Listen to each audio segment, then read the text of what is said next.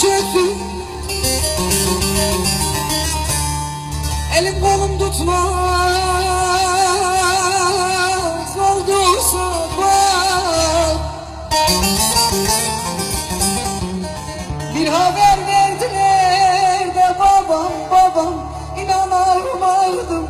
Saçımı başımı da yoldum o sabahta, yoldum o sabah.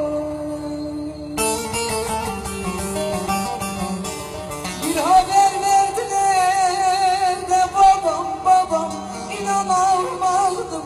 Saçımı başımı da yoldum o sabahta, yoldum o sabah. Bir ne varsa da bülbül öter mi? Gitti demeyle de babam gümüş gider mi? Yanımda olsaydın da babam elinde gücü yeter mi? Beni yerden yere de vurdun o sabahta, vurdun o sabah. Elimi kolumu da babam kırdın o sabahta, kırdın o sabah. O sabah, o sabah ben yıkıldım o sabah.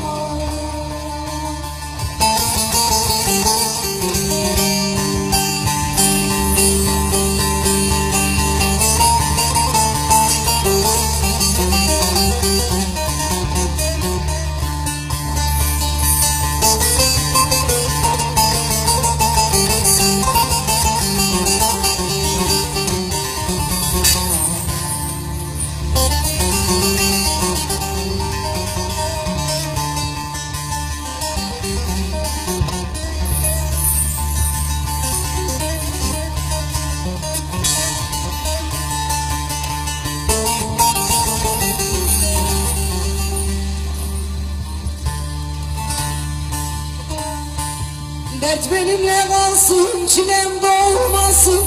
Bize sebep olan da babam burada olmasın. İsterdim o gece işte sabah olmasın. Acı haberini de aldım o sabahta, aldım o sabah. İsterdim o gece işte sabah olmasın. Ölüm haberini de babam aldım o sabahta, aldım o sabah. Bitmesin bu gece olmasın sabah. Sensiz ne haldeyim babam gel de halime bir bak. Kefenim olsaydı da babam gideyim dua. Sen de öldüm ben de öldüm o sabahta, öldüm o sabah.